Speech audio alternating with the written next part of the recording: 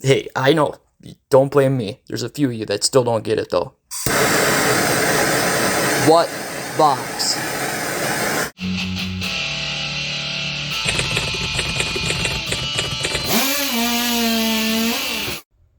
Alright, welcome back to the shop. I can't believe you guys made me blowtorch another box. I mean, I'm kind of disappointed in some of you. You think I'm done with the 56mm 460 build? The hybrid? Because I had one little issue with the piston and cylinder with this aftermarket kit.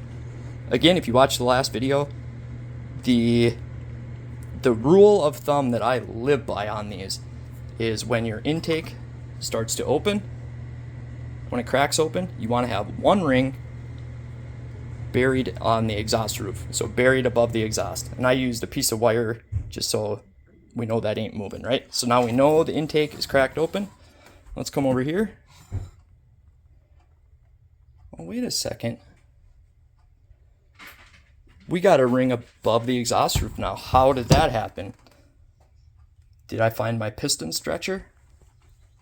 No, I didn't. I've actually been looking for my piston stretcher for a couple of weeks now. You guys, of course I solved this. It never even dawned on me to give up. I just grabbed a different piston. So let me put you in the tripod and show you that this was a blessing in disguise, because now we got literally the most badass 460 build coming up that I could possibly think of. Check this out. So here we go. You'll notice full rotation, and then I'm gonna deadhead on top here, because I have so much room that I can dome this piston and cut my squish a little bit, which I never would have been able to do with the 64 piston. Again, this was an aftermarket kit. I would not recommend this kit, obviously, because it was off from factory. If you were doing just a standard build, you would not want to use this kit. But I wanted to get the cheapest top end I could find, because I get asked all the time what I think about the aftermarket top ends. And for this situation, it's going to turn out to be awesome, but realistically, no. This thing would have ran like garbage just because of that rule. And if you didn't check out the last video, check it out. It's the most valuable bit of two-stroke knowledge I could give you. And I know it sounds obvious after you hear it, but it's kind of like when I first heard it, it sounds obvious after, but when you really think about it, you kind of think to yourself, like, have I really looked at that though? Because my whole point in that is, for race saws, totally different. You don't have to even listen to that rule or a lot of other rules. If you're building a race saw is totally different. But for production saws and just good running, weekend warrior, firewood saws even, you're going to want to follow that rule, at least look at it. And the whole deal with that, I'll show you again. Let me grab a piston for this thing. This is the piston that came in it, just to illustrate again. I was using a piece of wire just to get it where it needs to be. So when this wire is in here, we know that is where the intake is opening and it's not moving. And look how far below the exhaust roof that top ring is. You want that up here, so everything is sealed off when your intake is opening. Again, I explained it like this. A 200T is like right there from factory. That's why if you lower your intake or raise your exhaust on a 200, you're kind of ending up going backwards. A 461 or a 880 is the worst. You see it. If you do this rule with an 880, you're like down here. You have like almost a half inch to play with. So it'll tell you right off the bat if a saw is any good, if it's torquey, if it's got top end. And I try to land as close to that as possible. When I build a saw, I'm done porting a saw, when my intake is cracking open, I have that ring right there. And it tells me at least, the way I do it, I look at that first, then I put a degree wheel on it. I know I can go, I'll measure this out. Like you can make a line, and then you measure where your piston or the top ring is. You measure that out and say you got 110 thou. Well, that's 10 degrees. You can go 10 degrees, and you can work 6 degrees on your intake, 4 on your exhaust. It's a really good, if you really think about it, it's a really good way to look at it, a way to go about your builds. It's a visual, it's real easy. You still need in my opinion, you still need a degree wheel, but that's kind of where I was going with that. And again, if people get mad that I share that information, that's ridiculous. And maybe it is out there. regardless, either way. But this piston and cylinder wouldn't have worked just because it was too far out of whack. So I started grabbing other pistons. Check this out. See that S? That's not for Superman. This is a 56 millimeter Stihl OEM piston. Not too hard to figure out where that came from. That's a 661 piston. So now we have a 661 piston, 56 millimeter, 460 with nitrous, 064 carb. This runs the Bing carb right here, the flat top, the Bing. And that's as easy as putting this.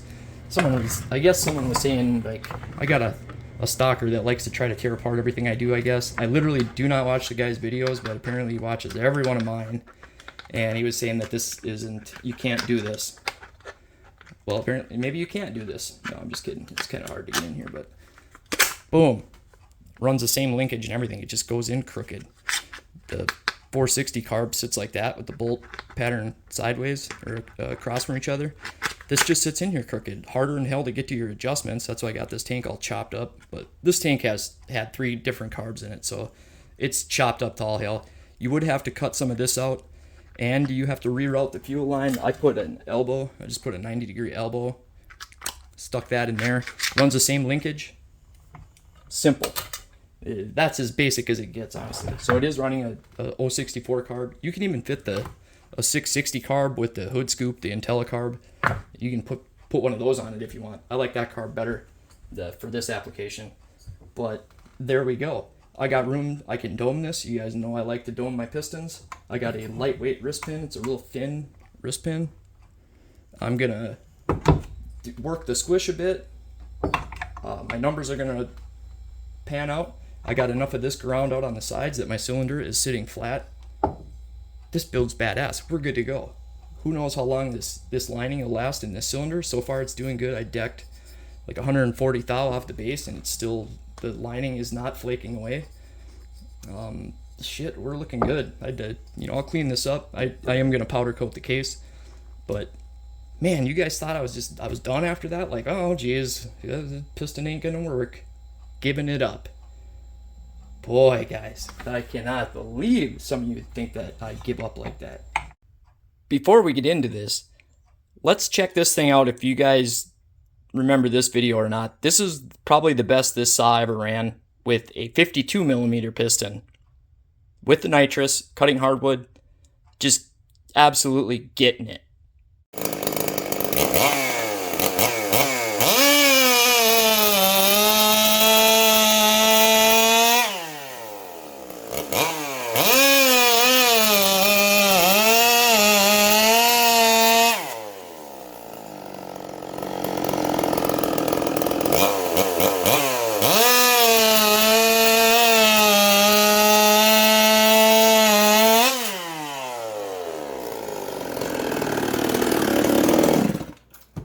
That wasn't bad.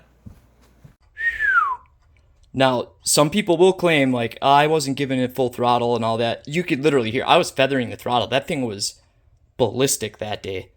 And again, I was using this nitrous system wrong the entire time, and I have that sorted out now, so this thing might literally tear a hole in time. I think I might be building a flux capacitor.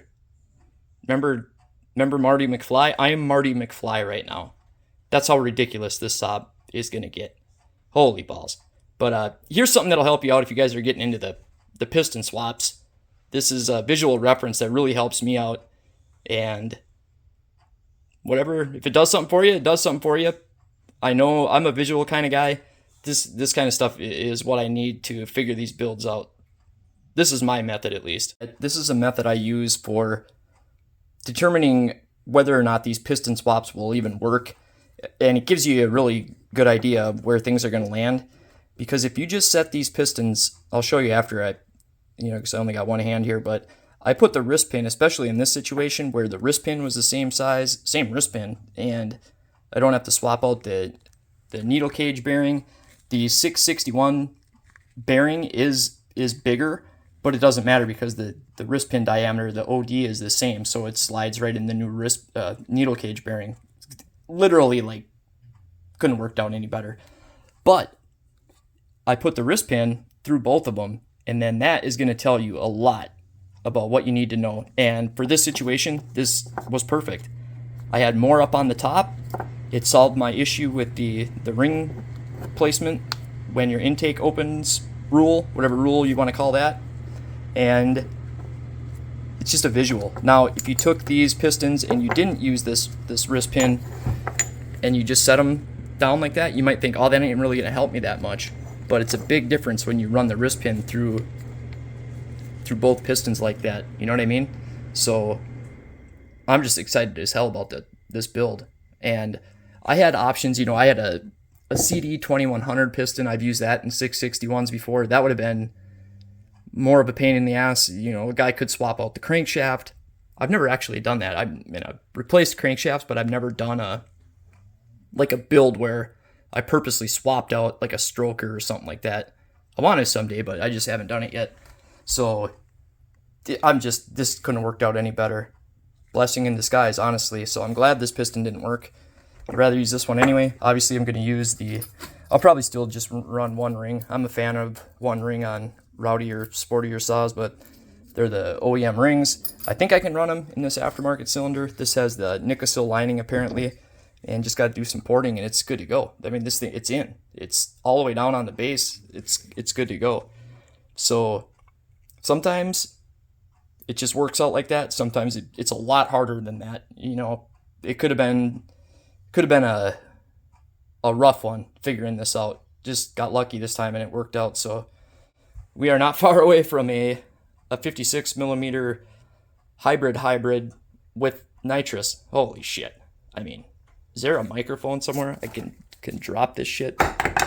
Who's your daddy? Do they still say that? I'm bringing it back. Who's your daddy? This thing's gonna be ridiculous, dude. Ridiculous. Stay rowdy. See you next time.